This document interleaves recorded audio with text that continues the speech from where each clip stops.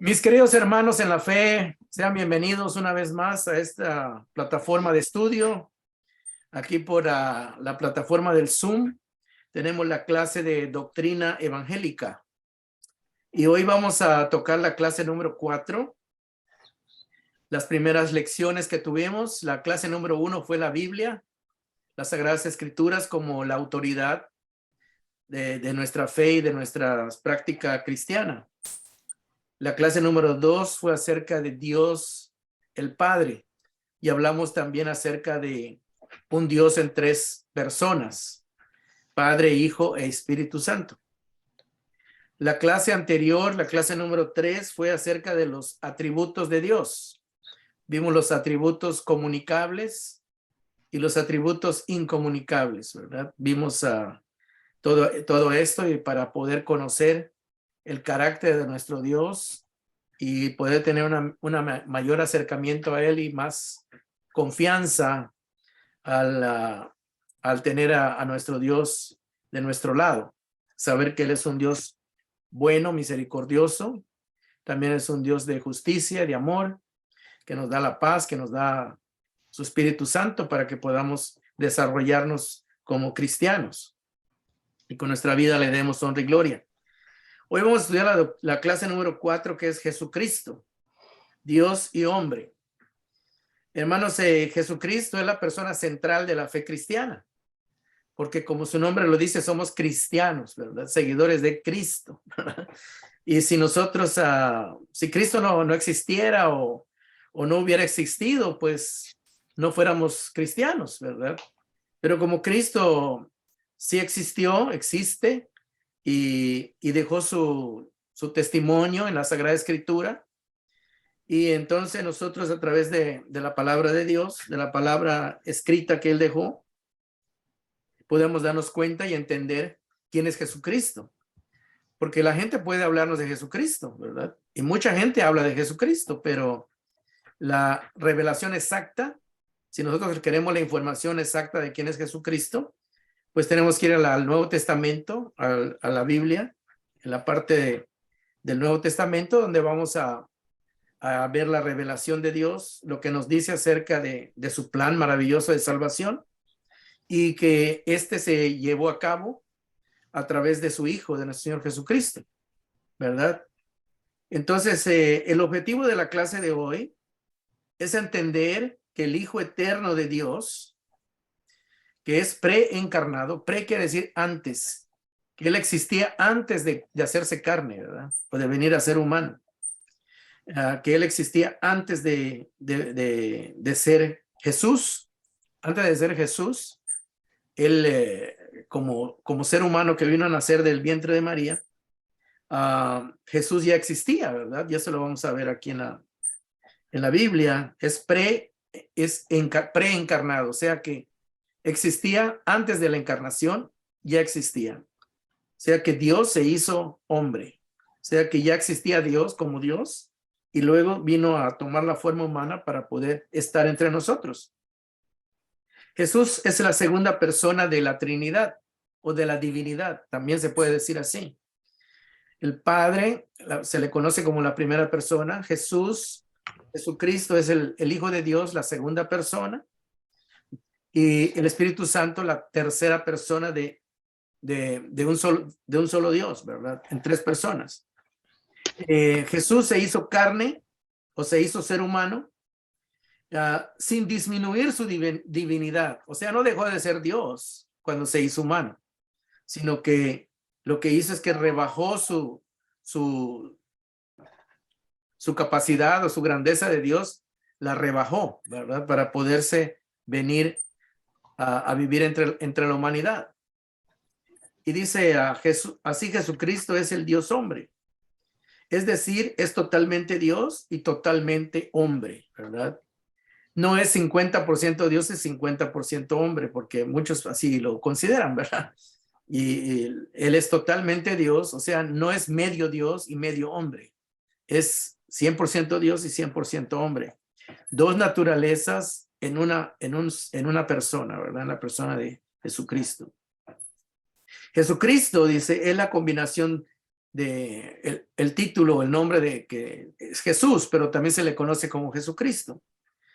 Y este nombre de Jesucristo viene de Jesús, su nombre humano, ¿verdad? Y Cristo, que significa Mesías, o también significa ungido, ungido. En la cultura judía, ¿verdad?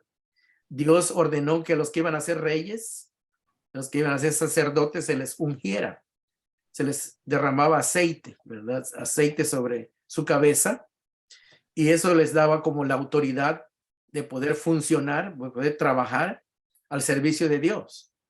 Y estas personas eran ungidas para desarrollar una tarea, ya sea de rey, ya sea de sacerdote. También habían profetas, ¿verdad? Entonces Jesús se le conoce como el ungido, ¿verdad? El ungido, o sea, el escogido por Dios para la misión de salvar a la humanidad. O sea que esa era la misión específica de Cristo al hacerse ser humano, al venir a este mundo. Él vino a salvar, por eso el nombre de Jesús originalmente en el lenguaje hebreo, algunos lo pronuncian Yeshua, otros le pronuncian Yahshua, ¿verdad? O Yeshua. La pronunciación es un poco difícil para uno que no está acostumbrado a ese idioma, ¿verdad? Pero quiere decir, ya, viene de ya, que quiere decir Dios, o de Yahvé, Dios, y lo demás quiere decir salvación. Dios es salvación. Eso quiere decir la palabra Yeshua o Yahshua, que traducido ya al español es Jesús, ¿verdad? Jesús. Entonces, eso quiere decir el nombre. Jesús es el ungido, el seleccionado para la misión de salvar a la humanidad.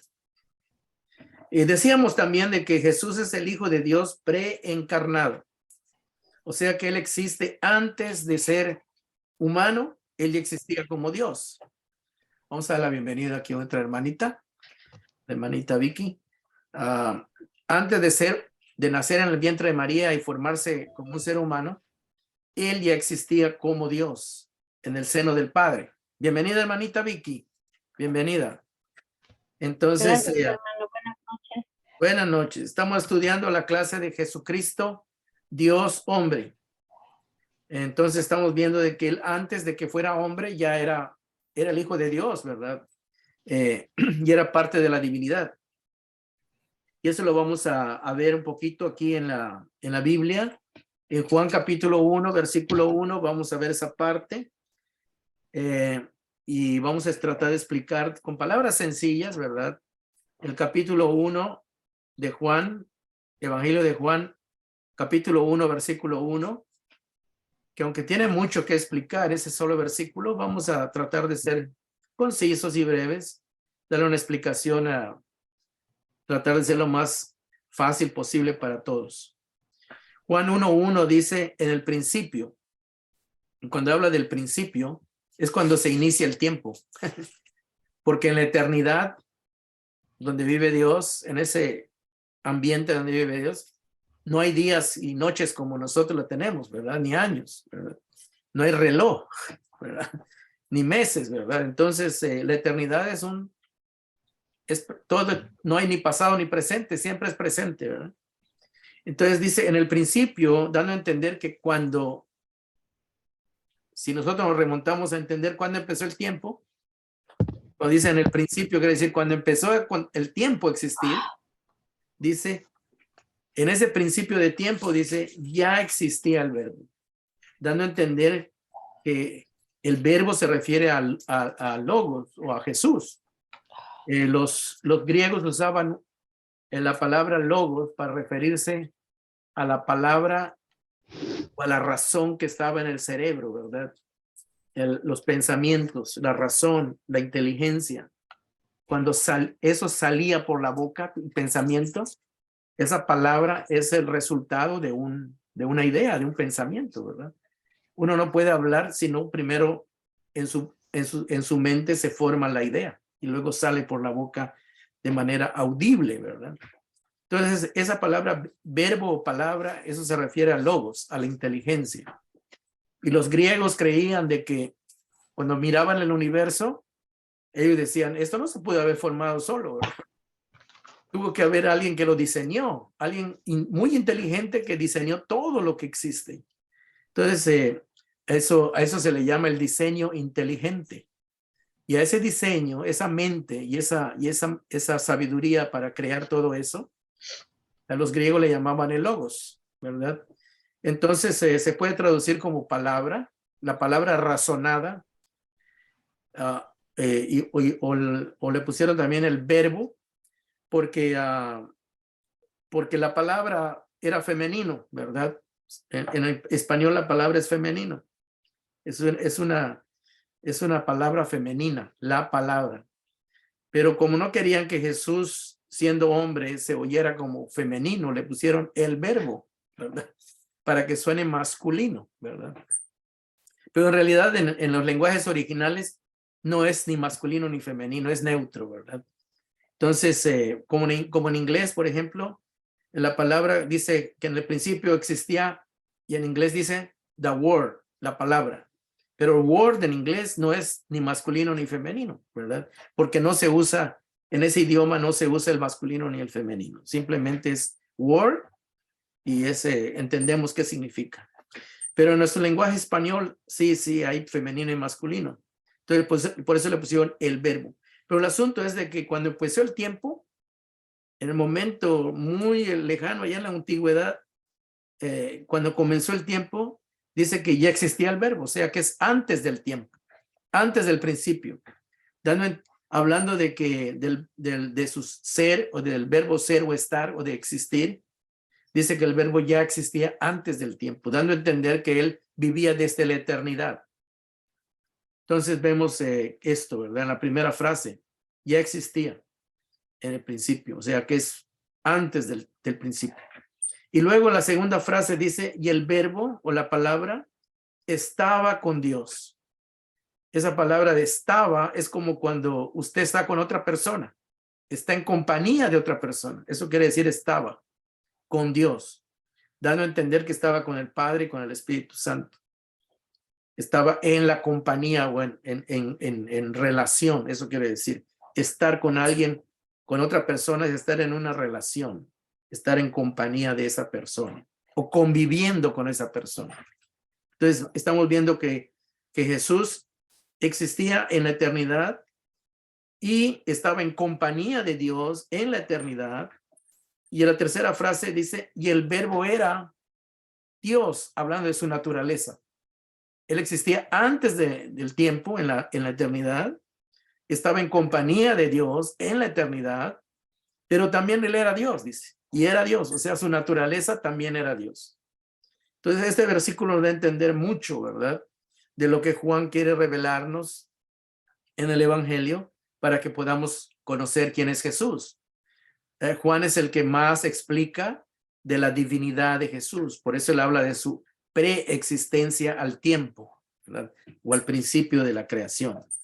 Entonces vemos de que Jesús existía, tenía vida, existía antes de la creación, estaba en compañía, en relación de compañía con Dios, con su Padre, y luego dice que era Dios, su naturaleza también. No está diciendo que él era un ángel, ni tampoco está diciendo que él era otra cosa, ¿verdad? Sino que está diciendo que era Dios, ¿verdad? Entonces, este versículo nos ayuda a entender bastante de quién es Jesús, de dónde viene, desde cuándo existe, cuál es su naturaleza. Entonces, versículo 14 también nos ayuda. El versículo Juan 1:14 dice, y el verbo, hablando de Jesús, de esa inteligencia razonada que sale por la boca, ¿verdad? En forma de palabra.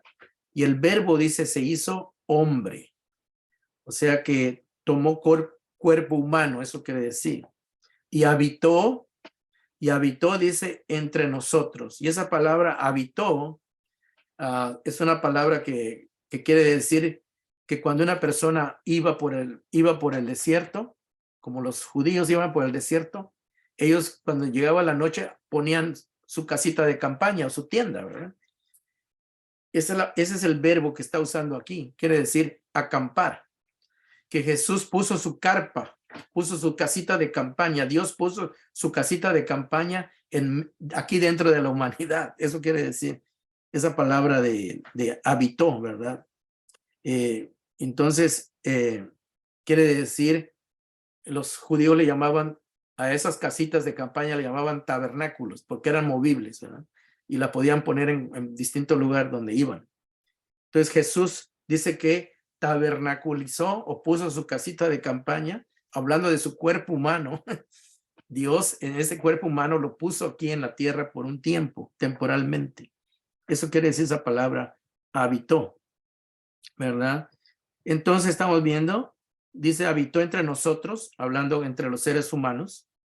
Y luego dice, y hemos contemplado su gloria.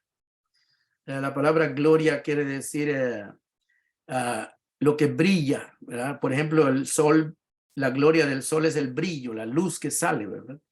Y la gloria es lo que sale desde el corazón o de lo interior de una persona y se puede ver a través de los hechos, ¿verdad?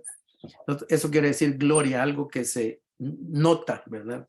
Por ejemplo, cuando nosotros hacemos algo bueno, está saliendo lo que está dentro de nuestra mente, de nuestro corazón, ¿verdad? Entonces, eso que está queriendo decir, la gloria. Hemos contemplado su gloria, o sea, su grandeza, eso quiere decir, a través de sus actos. Y luego dice la gloria que corresponde, dice. O sea, que los hechos que ellos vieron, dice, corresponden al Hijo, dice. No puede ser más que el Hijo de Dios, dice, que está reflejando la gloria de su Padre. Eso quiere decir, lleno de gracia y de verdad. Entonces podemos ver que entonces que Jesús vino a mostrar al Padre, ¿verdad? Vino a mostrar quién es Dios, cómo es Dios, vino a mostrar su gracia. Y cuando dice verdad quiere decir su autenticidad, lo que es auténtico de Dios. No está hablando de verdad en el sentido de que lo que te digo es verdad o una verdad de una frase o de... No, está hablando de la palabra verdad quiere decir lo que es auténtico. O sea que la autenticidad, el carácter auténtico de Dios, Jesús lo vino a mostrar, porque es de la misma naturaleza y la misma esencia. No es que Jesús fue a una clase, a una escuela a aprenderlo, ¿verdad? Sino que como es de la misma naturaleza y esencia del Padre, pues Él va a reflejar lo mismo, ¿verdad? Es lo que está queriendo decir, lleno de gracia y de verdad. El Padre es lleno de gracia y de verdad, y Jesucristo también, pero Él lo vino a mostrar dentro de los seres humanos. Y es lo que está queriendo decir Juan en estas palabras, ¿verdad? Bueno, vamos a seguir adelante. Jesús dejó su riqueza en su morada eterna celestial. Descendió y a través del Espíritu Santo tomó carne humana, porque se nos explica de que cuando María, Dios la escogió, dice que un ángel vino a avisarle cómo iba a ser este proceso, ¿verdad?, del nacimiento de Jesús, y le dijo que el Espíritu Santo iba a venir y iba a través de él iba a nacer, ¿verdad?, a través de Jesús. Perdón, a través del Espíritu Santo iba a nacer Jesús. Por eso dice que dejó su riqueza de su morada eterna celestial, dejó el cielo, su grandeza allá en el cielo, descendió a través del Espíritu Santo tomó carne humana y fue concebido en una virgen llamada María. Bueno, eso lo tenemos en la Biblia, ¿verdad? Y hay un pasaje muy hermoso allá en Filipenses 2. Si usted lo puede buscar, es un pasaje bastante conocido que habla de cuando Cristo vino al mundo, se rebajó, dice. Se rebajó. Filipenses capítulo 2, del 5 al 8, dice, la actitud de ustedes debe ser como la de Cristo Jesús, hablando de que nosotros debemos de rebajarnos, no de exaltarnos, no de creernos la gran cosa, como decimos comúnmente, ¿verdad? Sino al contrario, reconocer que somos siervos de Dios, reconocer que fuimos hechos a la imagen de Dios, pero la imagen de Dios es de humildad. Por eso Jesús dijo, aprendan de mí que soy manso y humilde. Entonces, es lo que está queriendo decir Pablo. La actitud de ustedes debe ser como la de Cristo Jesús, que Él es manso y humilde. Manso quiere decir obediente y humilde. Humilde quiere decir bajo, que se mantiene bajo, no se engrandece a sí mismo. Aunque es grande, pero se mantiene bajo. Y el versículo 6 dice, quien siendo, hablando de Jesús, quien siendo por naturaleza Dios, no consideró el ser igual a Dios como algo a que aferrarse. O sea, él dijo, no, yo soy Dios y no me voy a rebajar, sino todo lo contrario. Él siendo Dios, no se aferró a esa posición de quedarse solo como Dios y no rebajarse, sino al contrario. Por eso el versículo dice 7, por lo contrario, se rebajó. Y esa palabra rebajó quiere decir se despojó a sí mismo, como cuando un rey se quita su ropa real, fíjese, se quita su ropa fina, su ropa elegante, se la quita, ¿verdad? Y se pone una ropa para trabajar, una ropa de trabajo, ¿verdad? Como cuando imagínense que un rey se quite su vestidura muy fina, ¿verdad? Y se ponga un overol y se va a poner a pintar, por decir la casa, por decirles un ejemplo, se cambia su ropa porque va a entrar a otra función. Y así Jesús dice que se despojó a sí mismo, se quitó su grandeza voluntariamente y se rebajó. Y esa palabra rebajó quiere decir que se hizo sumiso, se sometió voluntariamente. No es que alguien lo haya obligado a someterse, sino que él voluntariamente se quitó su ropaje de rey y se puso su ropaje de esclavo, ¿verdad? De siervo. Y él se rebajó y eso hay una frase, una palabra teológica, ¿verdad? Que se usa en teología, que se llama hipostasis o hipóstasis, ¿no? Es cuando alguien se somete a una autoridad, ¿verdad? Se rebaja y permite que otra persona lo mande, ¿verdad? O le dé órdenes. O se somete al plan de la otra persona, o se somete al sistema de otra persona, ¿verdad? Y en este caso Jesús se sometió al plan de salvación del Padre, ¿verdad? Que es también plan de salvación del Hijo, porque ellos son una sola esencia, ¿verdad?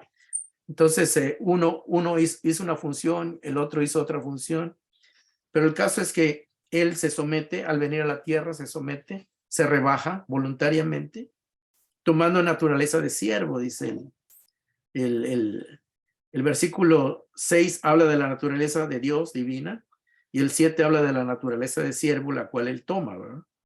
Haciéndose semejante a los seres humanos. Ahí podemos ver que las dos naturalezas, que siendo Dios, teniendo la naturaleza divina, se hace humano y toma la naturaleza de siervo, ¿verdad? Se rebaja. Y esa palabra rebajarse quiere decir que se mantuvo sometido a esas circunstancias, a ese plan, hasta el día de su muerte, ¿verdad? O sea que él fue humilde y se sometió a lo que tenía que hacer hasta el día de su muerte, ¿verdad? Entonces, estamos viendo eso.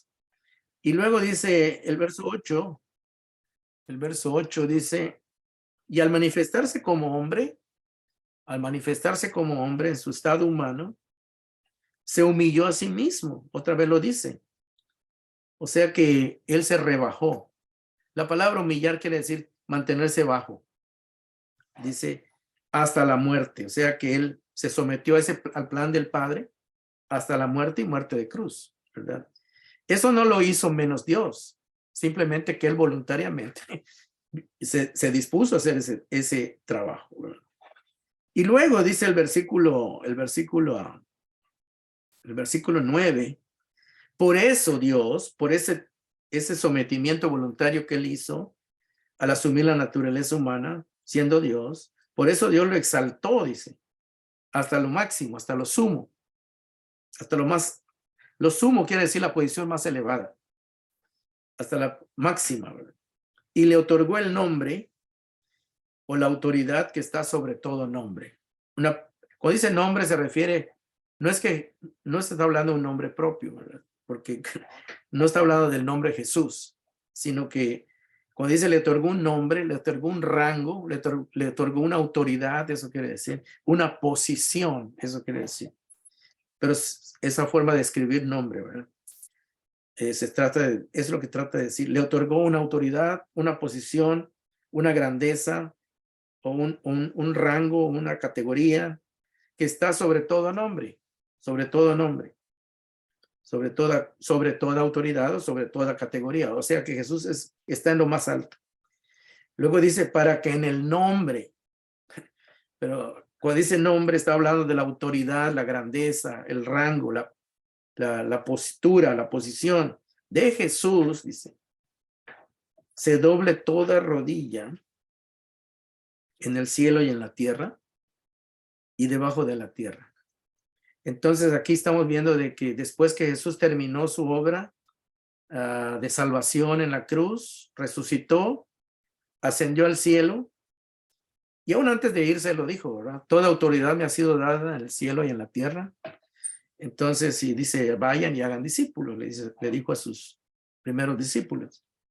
Entonces vemos de que aquí Jesús ya Pablo está explicando de ya, después de su resurrección, él vuelve a tomar su postura, ¿verdad? Su postura de grandeza, vuelve a tomar su postura de Dios, ¿verdad? Al cual se le debe de honrar, se le debe de magnificar, se le debe de adorar.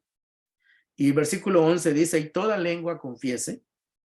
Cuando dice toda lengua, estamos hablando de todo idioma, que toda persona que en su idioma dice confiese, que diga, que reconozca, eso quiere decir que Jesucristo es el Señor. Y la palabra Señor quiere decir, ese título nada más lo puede usar Dios. Entonces, Jesucristo dice, es Señor. Señor es el Dios del universo. Eso quiere decir Señor, el amo y dueño del universo. Para la gloria de Dios Padre. O sea que cuando el creyente o el hombre humano reconoce quién es Jesús y le da su lugar, su reconocimiento, tal como el Dios Padre se lo ha dado. Entonces dice que todo eso es para la gloria del Padre, ¿verdad? ¿Por qué? Porque Cristo vino a glorificar, el Hijo vino a glorificar al Padre aquí en la tierra. Pero ya que el Hijo glorificó al Padre, ahora el Padre glorifica al Hijo, ¿verdad? Eso quiere decir, ¿verdad? Entonces, este capítulo es bastante bonito porque nos habla de las dos naturalezas, nos habla de quién es Jesús, dice que él se humilló, él nunca dejó de ser Dios, simplemente que temporalmente tomó la postura humana para llevar a cabo su plan, el plan de salvación, poder pagar por el pecado de la humanidad. Y ahora, después de que cumplió con esa misión, con esa tarea, él vuelve a ser glorificado, él vuelve a su posición de ser divino, ¿verdad? Para que reciba la gloria igual que el Padre, ¿verdad? Más adelante vamos a ver otros pasajes donde, por ejemplo, allá en Apocalipsis se dice que los que estaban adorando a Dios no estaban solo adorando al que estaba en el trono, dice. Adoraban al que estaba en el trono, dice, y al Cordero, dice. Hablando de Jesús, que es el Cordero de Dios que quita el pecado del mundo, ¿verdad? Dando a entender que la adoración tanto es para el Padre como para el Hijo, ¿verdad? Siendo ellos un solo Dios en dos diferentes personas. Aunque después vamos a hablar del Espíritu Santo en la siguiente clase. Dice, el propósito de la encarnación de Logos, o sea, de Jesús, era de ser redentor, ¿verdad? Redentor. La palabra redentor es el que paga, el que paga los gastos. Eso quiere decir redentor. El que paga los costos de un rescate o de una libertad. O el que compraba un esclavo, ¿verdad? En el mercado de esclavos en la época de la antigüedad, Cuando alguien compraba un esclavo, era el redentor, ¿verdad? O cuando alguien tenía una deuda que no podía pagar, a veces venía un familiar o alguien que daba la cara, como decimos nosotros en nuestro lenguaje, daba la cara por el que no podía pagar. Pagaba la deuda y aquel que tenía la deuda pues quedaba sin la deuda porque ya se había saldado. Entonces Jesús vino y se hizo humano para poder pagar el rescate, para poder pagar el precio del pecado, ¿verdad? Para redimirnos. O sea que él vino a hacer ese trabajo de redención. Él es el redentor, o el que redime, o el que paga los gastos. Entonces, él es el que sacó la cara por nosotros, para que nosotros pudiéramos quedar libres de la culpa, de la condenación del pecado. Entonces, en la Biblia, en el Nuevo Testamento, se nos revela abrumadoramente la afirmación de que Jesús es totalmente humano y al mismo tiempo también totalmente divino. Dice, no hay contradicción en esta declaración, ya que Jesús, una persona con dos naturalezas, es totalmente humana y totalmente divina. No es que se contradigan. Tampoco es 50% Dios y 50% hombre, ¿verdad? O sea que él era totalmente hombre, ser humano. Tenía todas las características de un ser humano. Y pues las características de Dios, aunque ¿cómo se podía decir? Las dejó de usar temporalmente, ¿verdad? Podríamos decirlo de esa manera. Como que él dijo, bueno, la voy a poner a un lado mientras cumplo con esta otra tarea, ¿verdad? Entonces, eso quiere decir. Dice que Dios, Jesús, siendo Dios, se subordinó. Se bajó de grado y se mantuvo así hasta la muerte, como ya lo leímos. Y podemos ver que él era totalmente humano. Como humano, Jesús experimentó hambre. ¿Se acuerdan cuando ayunó? Después del ayuno tuvo hambre. Experimentó cansancio, sed. ¿Se acuerdan cuando estuvo en el pozo ahí junto a la mujer samaritana? Dice que estaba cansado y con sed. También él dormía como cualquier ser humano. Cuando estaba cansado, dice que en el barco venía durmiendo, ¿verdad? Cuando vino la tempestad. Lucas dice que creció intelectual y físicamente.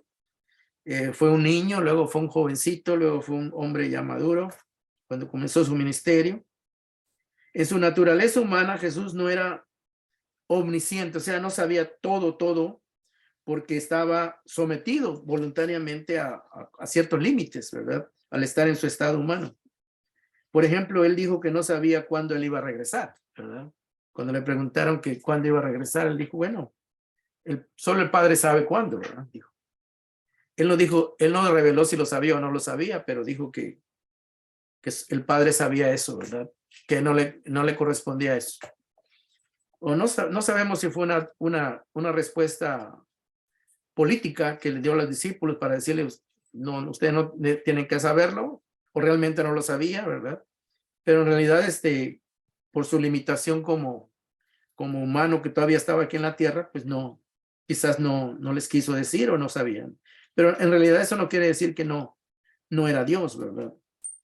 Simplemente que estaba en un proceso humano aquí en la tierra, ¿verdad? Y él experimentó emociones humanas como la ira. Ustedes se recuerdan que entró al templo y se encendió su pasión, pero era una ira, una justa indignación. No solamente se enojó por enojarse, sino que se enojó por una razón justa, una razón correcta, ¿verdad? Y dando a entender que también Dios, Padre, no estaba de acuerdo con lo que estaba pasando ahí, porque son el mismo sentir, ¿verdad? Tienen misma naturaleza. Y también, pues sabemos que finalmente Jesús en la cruz, pues sufrió el dolor, ¿verdad? Le dolían los latigazos, le dolían los golpes, le dolían los clavos que le entraron en las manos, en los pies.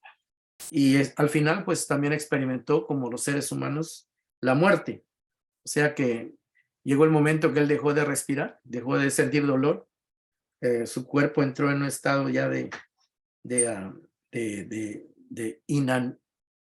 perder la conciencia, ¿verdad? Y quedó totalmente sin aliento, ¿verdad? Como cualquier ser humano que muere.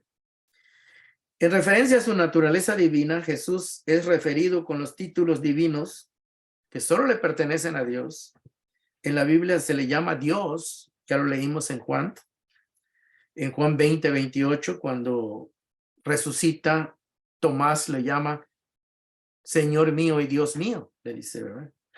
Y Jesús no le dice que no es cierto.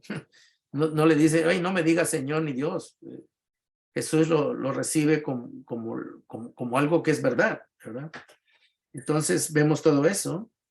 También en Romanos vemos que dice que Romanos dice que si confesares que en tu boca, dice Pablo, que Jesús es el Señor. Y cuando decimos Señor, ese es un título que solo puede dársele a Dios, ¿no? Entonces, dando a entender que Jesús es Dios, ¿verdad? Igual que el Padre. Entonces, estamos viendo eso y hay otros pasajes en la Biblia que no los vemos por falta de tiempo. Pero en la Biblia tanto se habla de su humanidad como de su divinidad, ¿verdad? Es llamado Señor en Hechos, cuando Pedro predica. En Filipenses ya lo leímos, que el Señor, que toda rodilla se doblará y confesará que Él es el Señor. Se le llamó Hijo de Dios y también se le llamó Hijo de Hombre. El Hijo del Hombre era un título que el profeta Daniel usó en una visión que él tuvo de que él veía que del cielo bajaba uno con aspecto humano, ¿verdad?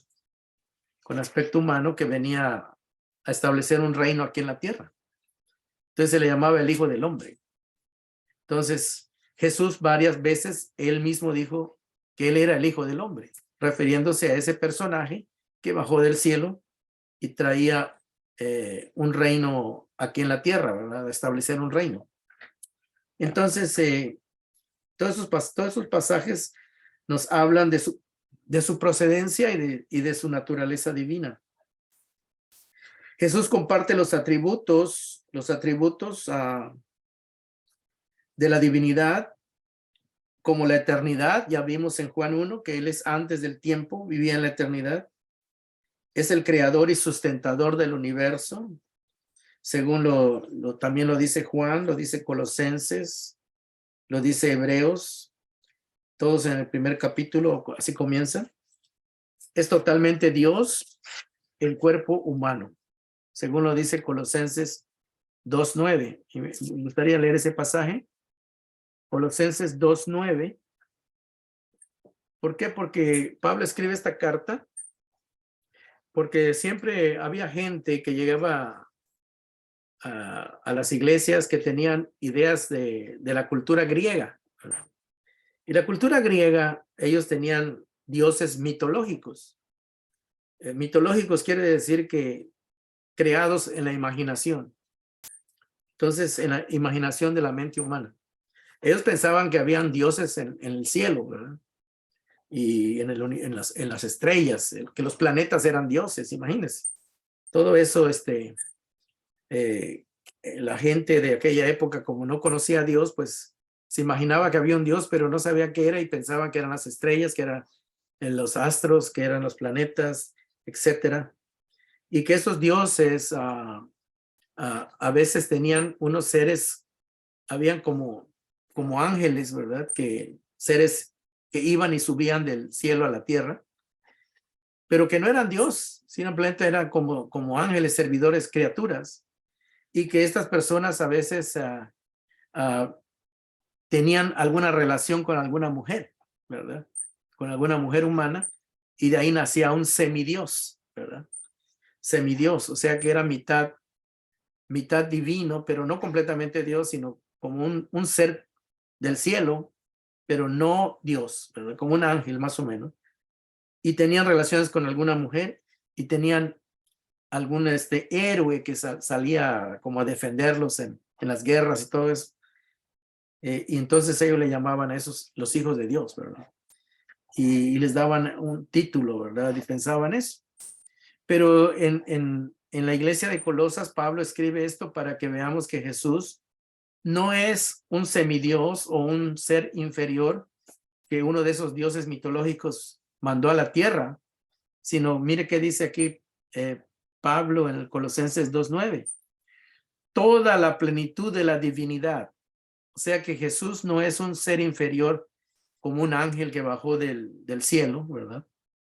Aunque ellos no los consideraban ángeles, sino que los consideraban unos seres supuestamente espirituales, ¿verdad? Porque eran enviados de los dioses de ellos, ¿verdad? Que ellos se habían formado en sus creencias. Por eso Jesús en el verso 9 dice, toda la plenitud de la divinidad habita en forma corporal.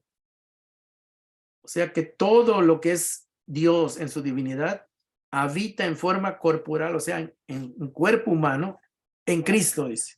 O sea que Cristo es totalmente divino, es lo que quiere decir. No es un enviado como un ángel que vino aquí a la tierra, dice. No, él es totalmente, dice. Por eso dice la plenitud. O sea que no le falta nada. Plenitud quiere decir completo. Que a Jesús no le faltaba ni un % de ser igual al Padre, ¿verdad? Eso quiere decir de la naturaleza del Padre. Por eso dice que habita en forma corporal en Cristo. Ese versículo es bien importante, ¿verdad? Entonces, Pablo habla a estos hombres de la iglesia de Colosas porque esas creencias estaban de moda en esas culturas, ¿verdad? En la cultura griega y en la cultura romana. Bueno, hermanos, Jesús es por naturaleza, perdón, vamos a pasar aquí, me estoy adelantando. Jesús es omnipotente, no tiene límites en poder de acción. Él puede hacer lo que él desea hacer porque él tiene todo el poder para hacerlo. Es omnipresente y omnisciente. Cuando estaba aquí sirviendo en la tierra, estaba limitado, pero ya después de su resurrección volvió a tener su gloria, ¿verdad? Que tenía antes de que el mundo existiera. Y ahora pues es igual que el Padre, es omnipresente, omnisciente, tiene todas las capacidades de los atributos que vimos la clase pasada. Por eso la clase pasada habló de los atributos de Dios, para que podamos entender que Cristo, que Jesús, su Hijo, tiene los mismos atributos que el Padre, ¿verdad? Y que no es menos, ¿verdad? Por ejemplo, él a sí mismo, él tiene la autoridad de perdonar pecados. Entonces en la Biblia podemos ver cómo él, cuando se acercaba a las personas, le decía, tus pecados te son perdonados. Y los que lo oían se asustaban porque decían, bueno, ¿y este quién es? Decían, que puede perdonar pecados.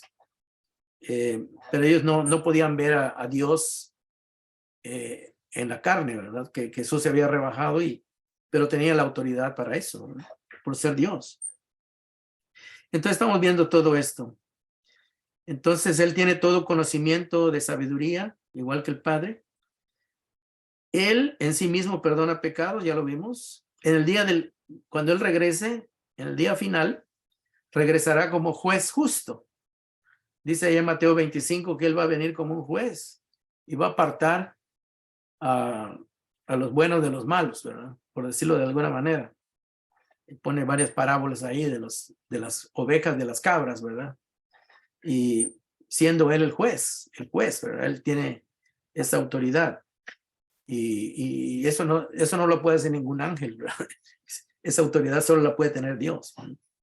Entonces, todo eso nos da a entender de que Jesús es un ser divino, ¿verdad? Jesús es por naturaleza digno de recibir la adoración de los ángeles y de los seres humanos, ¿verdad?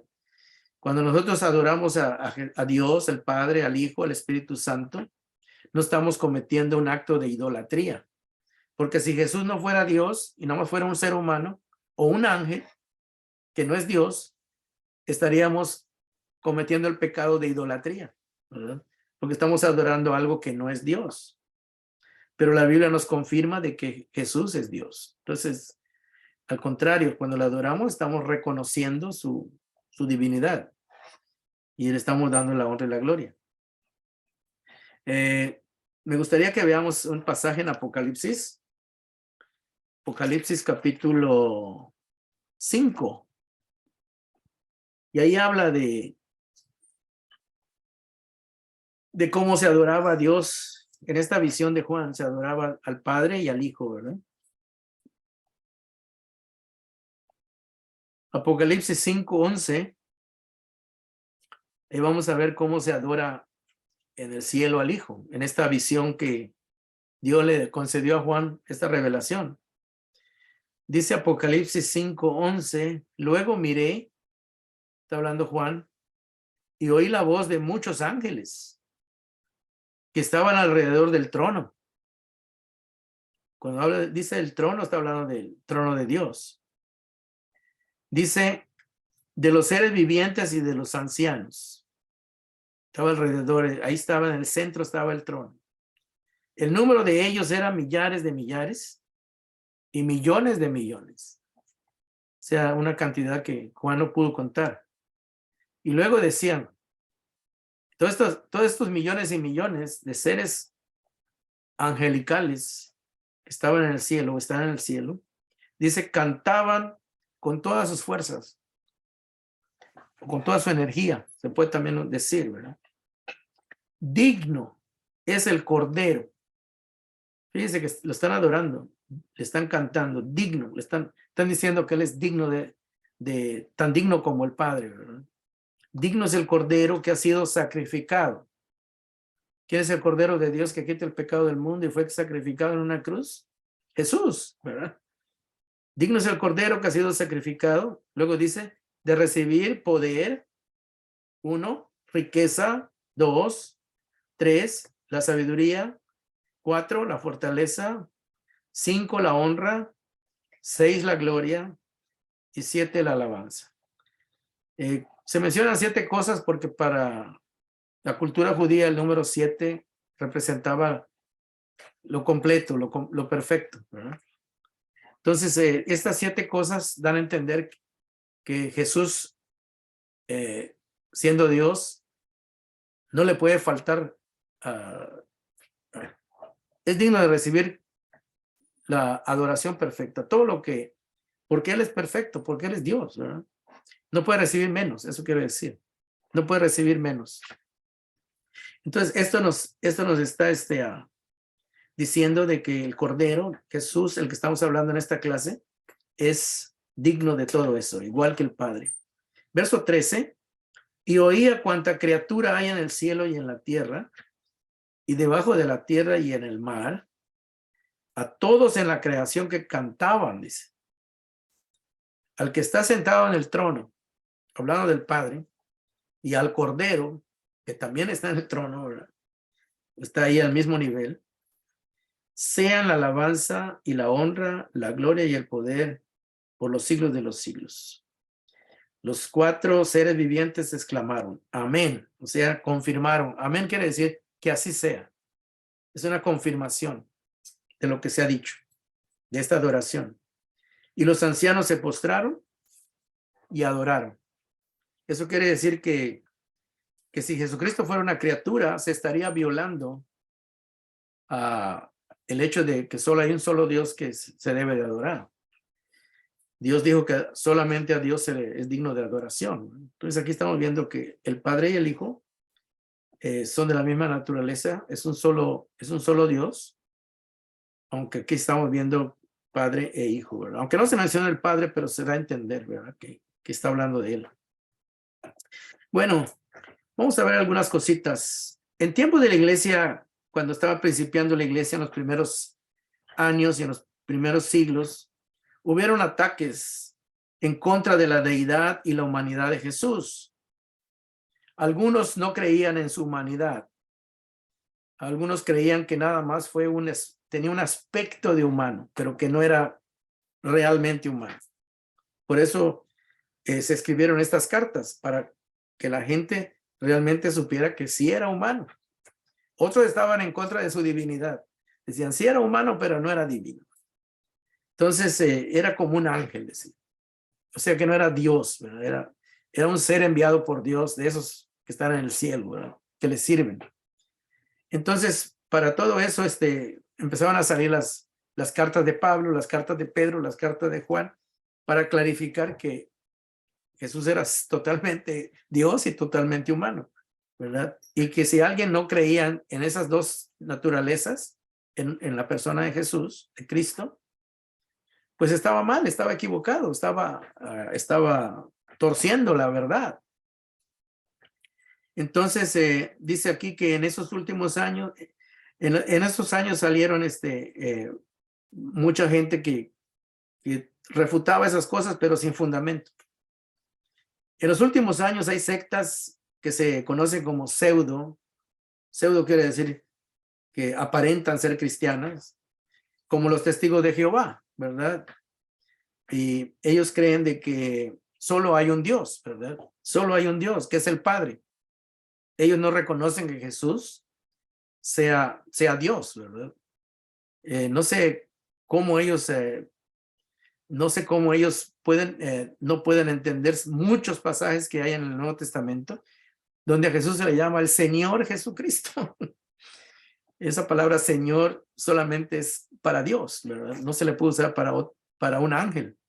A ningún ángel se le puede decir Señor.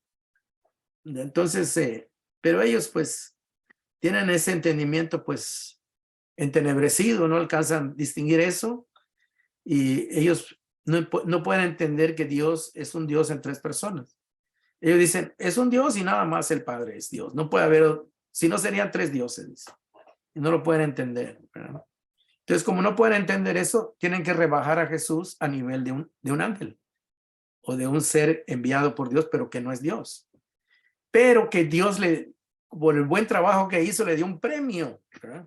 Así dicen ellos. Por el buen trabajo que hizo este ángel o esta criatura que Dios envió, pues Dios le dio un premio y lo sentó a su lado derecho. Cuando de veras echan a perder todo, ¿verdad? Para no entender una cosa, un error hace más errores, ¿verdad? Complica más la cosa. Y hasta el día de hoy, ellos así lo ven.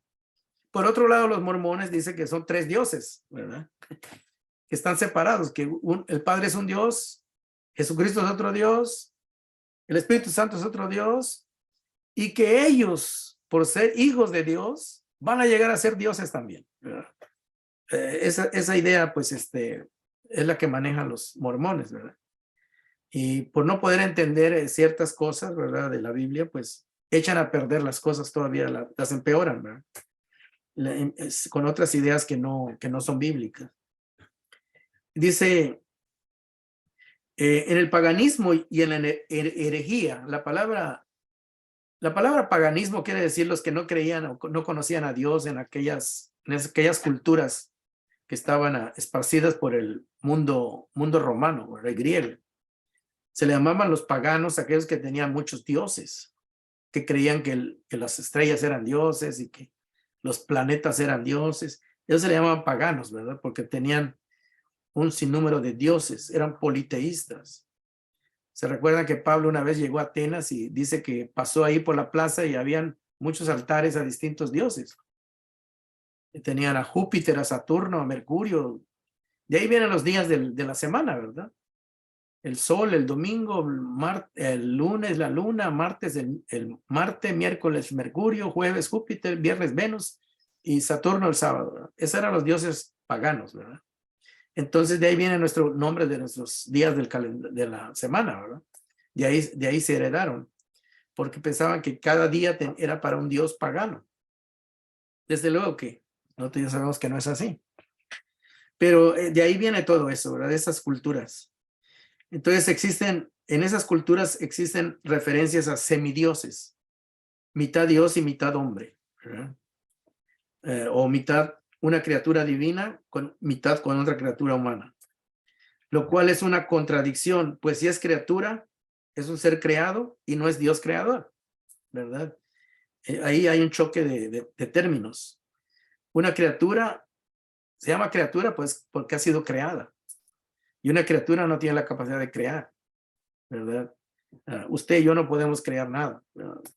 Podemos trabajar y transformar la materia, pero no la podemos crear. No podemos crear una piedra, no podemos crear un pedazo de oro, un pedazo de plata. No podemos crear ni el oxígeno que respiramos, nada, ¿no? Todo ya está hecho. Pero Dios sí es capaz de crear todo eso.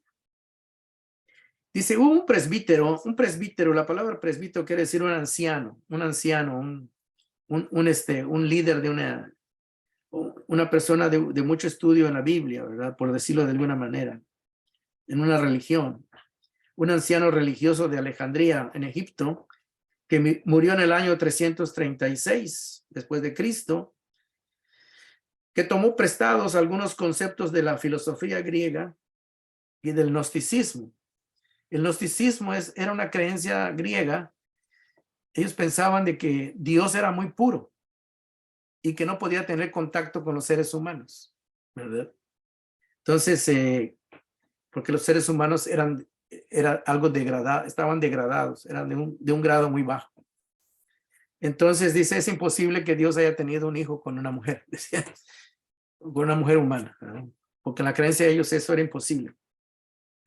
Entonces, ellos por eso negaban que Jesús era Dios, ¿verdad?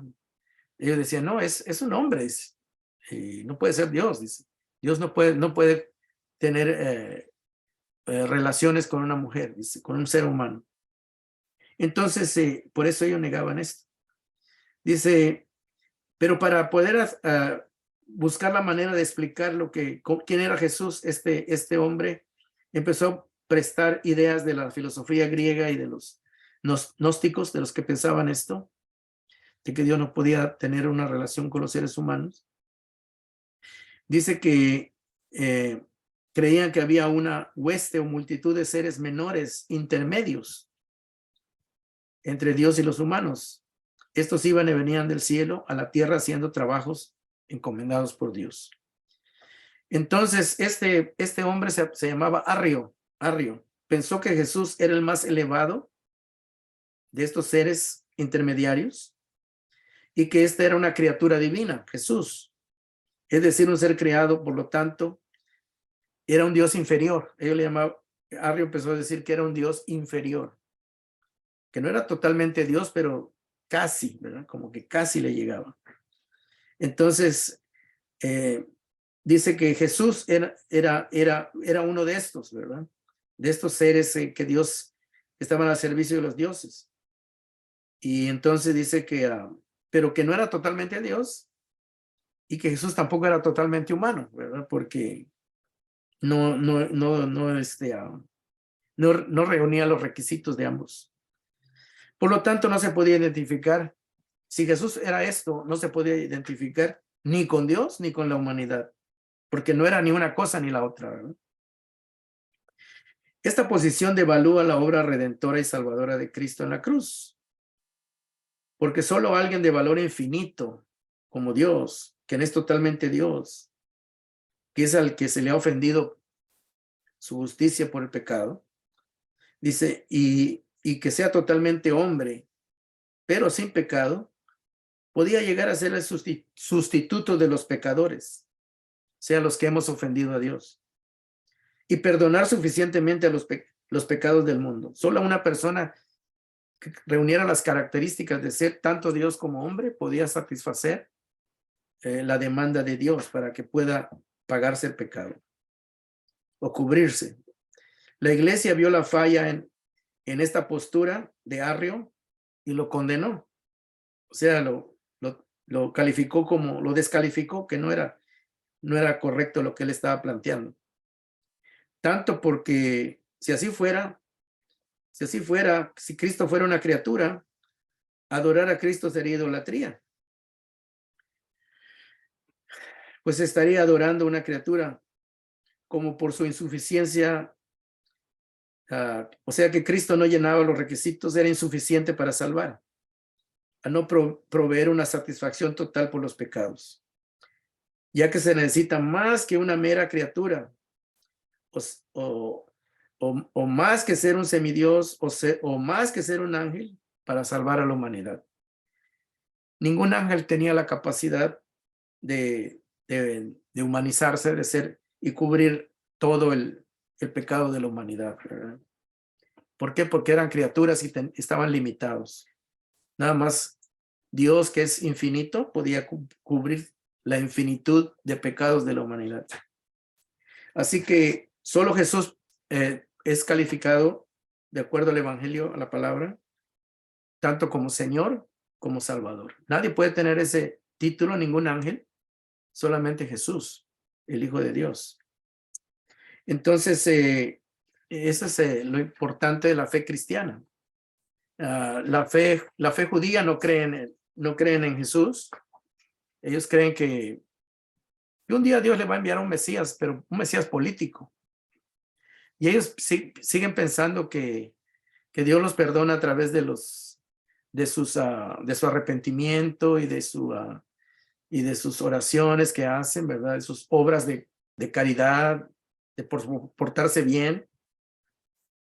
Pero la palabra de Dios es bien clara, ¿verdad? Que Pedro le dijo a aquellos judíos, en ningún otro hay salvación, que no hay otro nombre dado a los hombres debajo del cielo en que podamos ser salvos.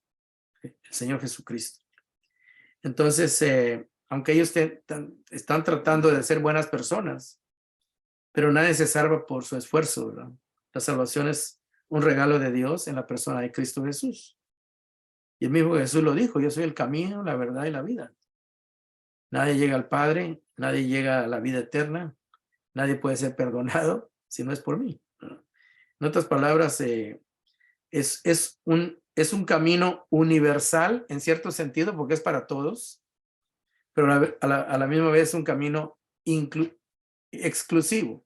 Es inclusivo porque es para todos, incluye a todos, todos están invitados a recibir ese regalo, pero también es exclusivo porque solamente es a través de Cristo. No hay otros caminos, ¿verdad? Jesucristo no dijo yo soy un camino. Yo soy una verdad, dijo, no, Jesucristo, yo soy el camino. Hay una diferencia entre decir el camino y un camino. Porque si uno dice que es un camino, pueden haber otros. Pero Jesucristo dijo que Él es el camino. Y dice, y nadie puede dar vida eterna si no es por mí, dice Jesús. Así que es bien importante esto, ¿verdad? Por ejemplo, hay algunos pasajes bíblicos, hermanos, que a veces la gente no los entiende y tiene algunas objeciones, ¿verdad? Trata de decir que Jesús era una criatura y que por algunos versículos mal interpretados. Hasta aquí no sé si tengan alguna pregunta, si tienen alguna cosa que les haya sorprendido, que no habían escuchado o que creen que o están confirmando lo que ya sabían. Me gustaría oír de ustedes, ¿verdad? Para ver. ¿Alguien de ustedes puede comentar algo? ¿Por qué es importante reconocer a Jesús como Señor y Salvador?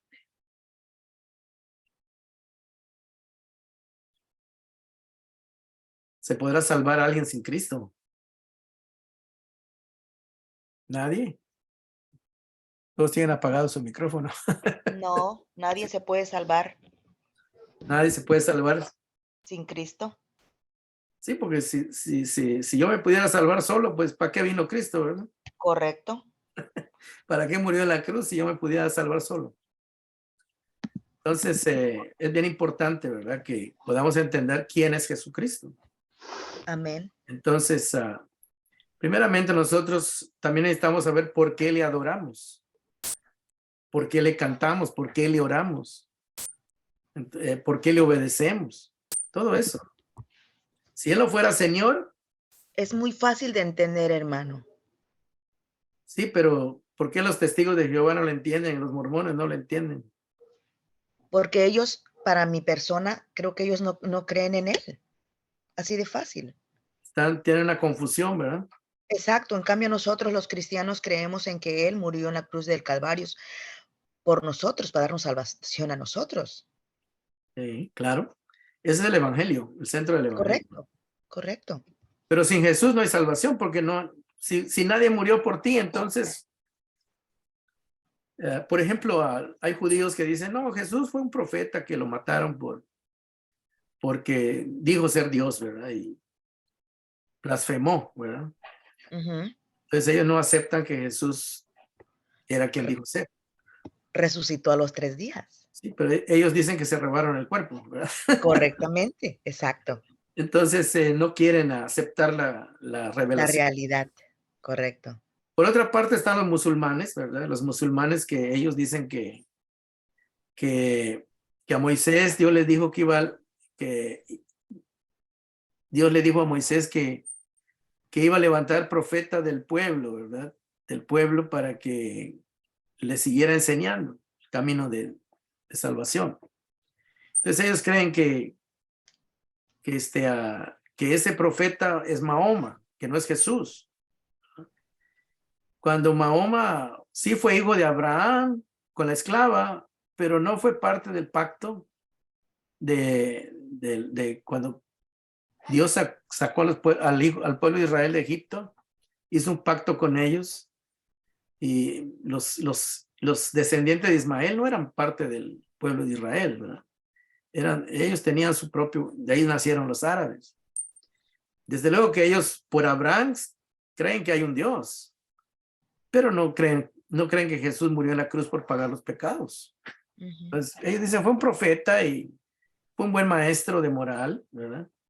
Y sí, Jesús fue un buen maestro de moral y hizo muchos milagros, pero su función principal de Jesús no era esa. Su función principal era pagar por el pecado de la humanidad. O sea, salvarnos del pecado, ¿verdad? Pagar por nuestros pecados y que nosotros Ujú. quedemos libres de esa condenación. Sin, que ya no tengamos que estar temiendo que Dios nos va a mandar al infierno por ser pecadores, porque Ujú. en Cristo Jesús somos libres de eso, ¿no? Amén. Bueno, si alguien, voy a apagar la transmisión, pero voy a seguir aquí en vivo porque hay unas preguntas que son bien importantes explicarles, ¿verdad? Unas cositas. Si no alguien tiene otra pregunta, voy a apagar aquí, le damos las gracias, pero no se vayan porque vamos a seguir.